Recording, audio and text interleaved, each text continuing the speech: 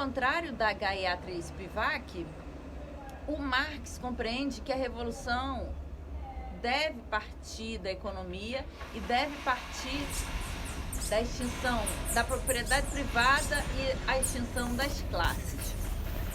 Eu gosto da tese, né, seria uma tese mais exposta pela literatura, do Guimarães Rosa, que considera o seguinte: é lícito o desejo de mudar de classe. Então, algumas personagens do Guimarães, sabidamente, são prostitutas que desejam mudar de classe e se utilizam do prazer sexual com esse intuito de mudar de classe. Eu já tive alunos, alunas e alunos que tiveram essa meta e conseguiram mudar de classe. Abandonar a condição de servitude é outra coisa. Não é a condição financeira que faz com que a pessoa permaneça numa condição de subalternidade. Muito pelo contrário, é toda uma condição psíquica. Então, a pessoa que se casa para mudar de classe, para ascender socialmente, ela pode até acreditar que vai alcançar alguma liberdade em função da mudança de classe, em função de ter dinheiro. Mas não é isso que eu, pelo menos, enxergo na realidade. O que eu enxergo na realidade das pessoas que fizeram isso é uma servidão multiplicada. É uma servidão porque a pessoa que dá dinheiro para outra, em geral, ela não dá voluntariamente, ou ela dá voluntariamente em troca de outra coisa. E quando você se coloca para dar essa outra coisa, você pode se arrepender, porque você vai perder a sua liberdade.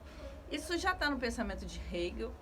O Marx, ele condiciona a revolução, a transformação social ao advento do comunismo. Não concordo com a revolução marxista, porque vejo a revolução comunista que teve lugar nos países europeus e em Cuba como uma revolução maximamente patriarcal.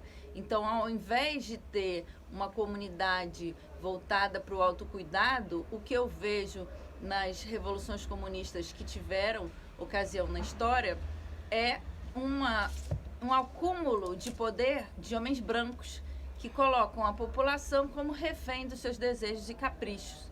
Isso está pautado muito numa reflexão sobre a essência do ser humano. Qual seria a essência do ser humano? O que o ser humano tem que ser? Muitos pensadores colocam que o ser humano tem uma essência egoísta. Sobretudo Freud, né? Freud, ele coloca que o ciúme e a inveja são muito mais próprios da humanidade, disso que nós somos, do que a virtude. A revolução, acredito eu, tem que partir de uma revolução pessoal, tem que partir de um desejo genuíno de liberdade. Não é o casamento que vai te dar a liberdade.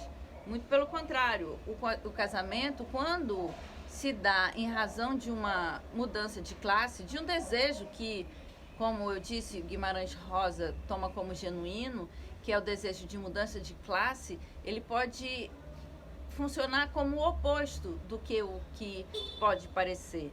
Então, as mulheres e até os homens, eles podem casar-se em função de um desejo de ter dinheiro, e quando se vê que o casamento é uma prisão.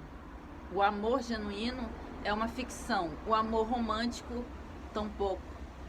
Então, o que a gente tem aqui para mostrar? É só desespero e dor? É só